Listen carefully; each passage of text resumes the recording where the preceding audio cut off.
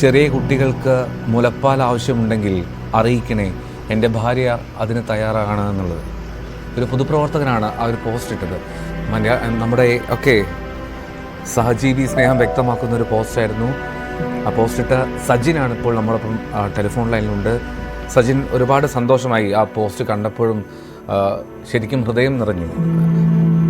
സജിൻ, ഏത് മേഖല കേൾക്കാലോ അല്ലേ? സജിൻ, എങ്ങനെയാണ്, പൊതുപ്രവർത്തനത്തിൽ സജീവമാണോ?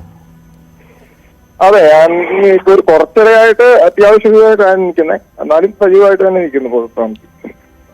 സജിൻ, ഈ ഒരുപാട് കുഞ്ഞുങ്ങൾ അത്തരത്തിൽ അപകടത്തിൽപ്പെട്ടിട്ടുണ്ടാകാം എന്നുള്ളൊരു തോന്നൽ കാഴ്ചകളിൽ നിന്നൊക്കെയാണോ അങ്ങനെ ഒരു പോസ്റ്റിന് നിങ്ങൾ രണ്ടുപേരും? ഞങ്ങള് ഇന്നപോലെ ഇങ്ങനെ വാർത്ത കണ്ടുകൊണ്ടിരുന്നപ്പോഴാണ്, ഇന്നപോലെ വാർത്ത കണ്ടുകൊണ്ടിരുന്നപ്പം ആ ഒരു വാർത്തയുടെ അടിയിലാണ് നമ്മൾ ഈ പോസ്റ്റിന് കമന്റ് ആയിട്ട് ഇന്നപോലെ ഇടുന്നത്. എന്തെങ്കിലും സഹായം ആവശ്യമുണ്ടെന്നുണ്ടെങ്കിൽ നമ്മളെ ബന്ധപ്പെടാം എന്ന് പറഞ്ഞു. എന്താണെന്ന് വെച്ച് കഴിഞ്ഞാൽ ഇപ്പം ഗർഭിണികളായിട്ടിരിക്കുന്ന ആളുകളുണ്ട്, അതുപോലെ ഈ കുഞ്ഞുങ്ങൾ മാത്രം രക്ഷപ്പെട്ടവരുണ്ട്. ഇവർക്കിപ്പം നമുക്ക് സാമ്പത്തികമായിട്ട് സഹായിക്കാനുള്ള ഒരു ശേഷി ഇല്ലാത്തവരാണ്. അപ്പൊ നമുക്ക് സഹായിക്കാൻ പറ്റും. എനിക്കും 2 പിള്ളേരുണ്ട്.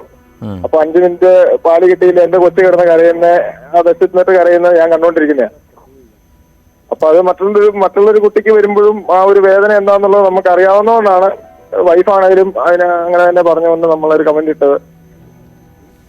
ഞങ്ങൾ അന്നേരം രാത്രി തന്നെ കമന്റ് ഇടുകയും ചെയ്തു. രാത്രി തന്നെ അവിടുന്ന് വിളിച്ചു. ഞങ്ങളിപ്പോൾ അങ്ങോട്ട് യാത്ര ചെയ്തുകൊണ്ടിരിക്കുകയാണ്. ഞങ്ങൾ തൃശ്ശൂര് കഴിഞ്ഞ ദിവസം. എവിടെയാണ് സ്വദേശം സജിന്റെ?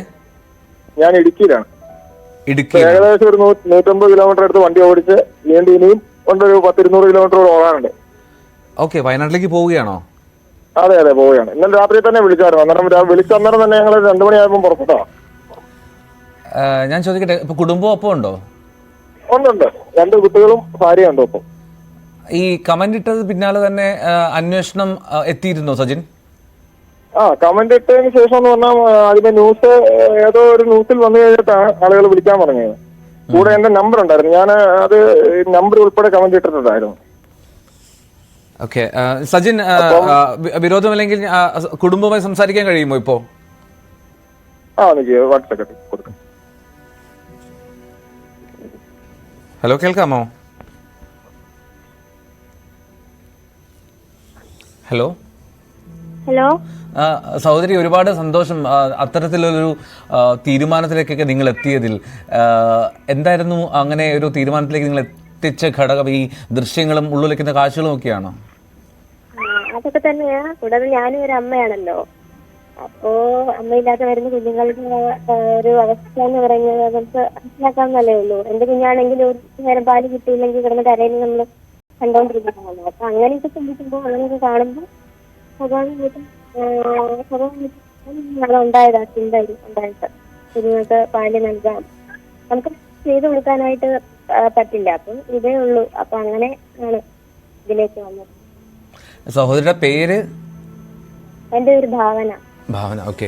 എന്തായാലും ഭാവനയും സജിനും വലിയൊരു ഹൃദയമുള്ളവരാണ് എന്ന് ബോധ്യപ്പെടുത്തുന്ന പോസ്റ്റായിരുന്നു, കമൻ്റായിരുന്നു അത്. നമ്മൾ എല്ലാവരും അത് ചേർത്ത് വെക്കുന്നു, നിങ്ങളുടെ ആ സ്നേഹത്തെയും സഹജീവിത്വത്തെയും ഒക്കെ. ഭാവന, എന്താണെങ്കിലും നിങ്ങൾ വയനാട്ടിലേക്കുള്ള യാത്രയിലാണല്ലോ. അപ്പോൾ അവിടെ നേരിട്ട് ക്യാമ്പുകളിലേക്ക് പോകാനാണോ ആലോചിക്കുന്നത്? ക്യാമ്പുകളിലേക്ക് പോകാനാ. എങ്ങനെയാണ് നമുക്കിപ്പോ അവിടെ എങ്ങനെയാണെന്ന് അറിയില്ലല്ലോ. ചെന്നിട്ട് അവിടെ അവിടെ ഉള്ളവർ പറയുന്ന പോലെ ചെയ്യാനാണ് ഉദ്ദേശിക്കുന്നത്. ഓക്കെ.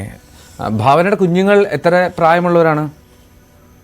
എന്റെ മൂത്ത കുഞ്ഞ് അവള് നമുക്ക് 4 വയസ്സുണ്ട്. രണ്ടാമത്തെ കുഞ്ഞ് 4 മാസം. 4 മാസമാണ്. അപ്പൊ ഈ കുഞ്ഞിനെയും കൊണ്ടാണ് യാത്ര? ഈ 2 കുഞ്ഞുങ്ങളെയും കൊണ്ടാണ് യാത്ര. ശരി.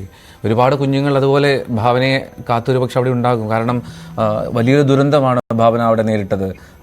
എന്തായാലും മനസ്സിന് വലിയ നമസ്കാരം, വലിയ തോതിൽ നമ്മളെല്ലാവരും കൂപ്പ് ചെയ്ത് തരികയാണ് ഭാവനയ്ക്ക്.